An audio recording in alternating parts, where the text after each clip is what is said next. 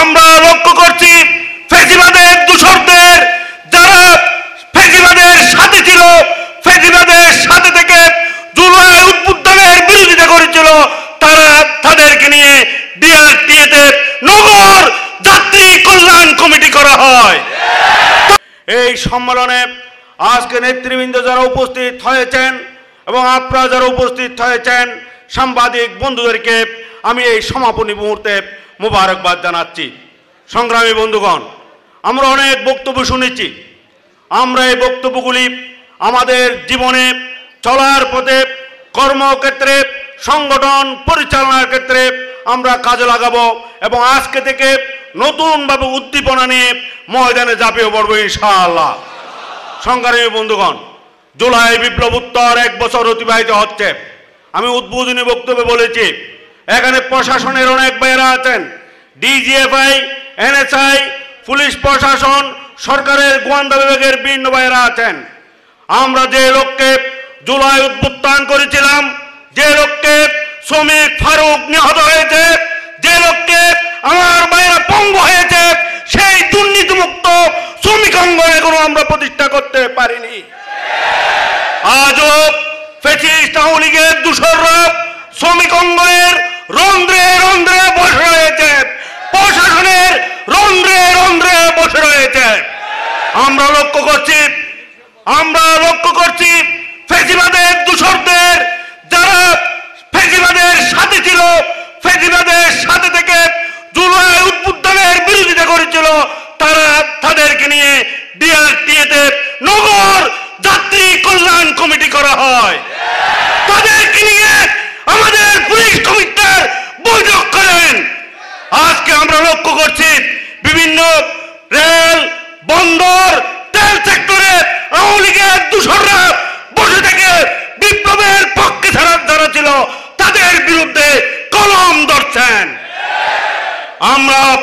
আমরা এই মেসেজ দিতে চাই, চট্টগ্রাম মহানগরীর শ্রমিক কল্যাণ ফেডারেশন শ্রমজীবী মানুষের প্রিয় কাজলাভ।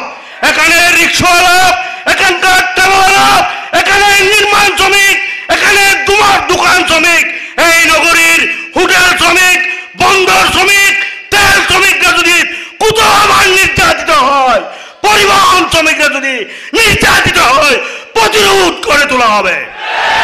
আমি আমাদের প্রিয় ভাইদেরকে অনুরোধ করব, আমরা সরকারকে বুঝাচ্ছি, আমরা চাই আমাদের নির্যাতিত, নিপীড়িত, বঞ্চিত শ্রমিকদের ন্যায্য অধিকার।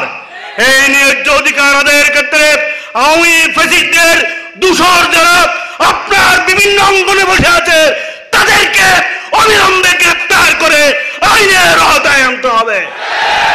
না হয় শ্রমিক কল্যাণ ফেডারেশনের পক্ষ থেকে বিভিন্ন শ্রমিক অঙ্গনে, শিল্প অঙ্গনে, বিআরটিএতে, বন্দরে, তেল সেক্টরে, বিভিন্ন শিল্প কলকারখানায় যারা ফেসিবাদের দূষর আওয়ামী লীগের দালাল বসে আছে তাদের শ্বেতপত্র প্রকাশ করা হবে এবং তাদেরকে যারা পৃষ্ঠপোষকতা দিচ্ছেন প্রশাসন থেকে দিলে প্রশাসনের কর্তাদের মুখোশ উন্মোচন করে দেওয়া হবে। আমি আজকের এই সমাবেশ থেকে আমার শ্রমিক নেতৃবৃন্দকে অনুরোধ করব, যেখানে অন্যায় হবে শ্রমিক কল্যাণ ফেডারেশন শ্রমিকদের পক্ষে জালেমের বিরুদ্ধে সেখানে প্রতিরোধ করে তুলবে।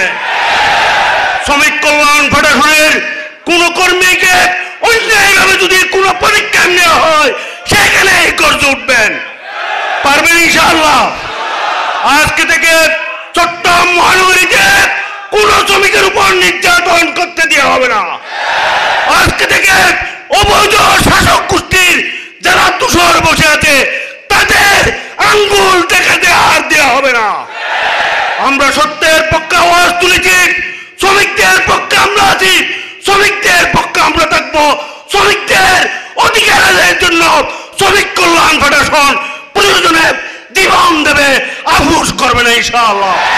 সকলকে এই সংগ্রামে পাড়ায় পাড়ায়, মহল্লায় মহল্লায়, গ্যারেজে গ্যারেজে, টার্মিনালে, ফ্যাক্টরিতে, মিল, কলকারখানায় শ্রমিক কল্যাণের পতাকা তলে ঐক্যবদ্ধ হওয়ার আহ্বান জানিয়ে আজকের সমাবেশ এখানেই সমাপ্তি ঘোষণা করছি। করছি।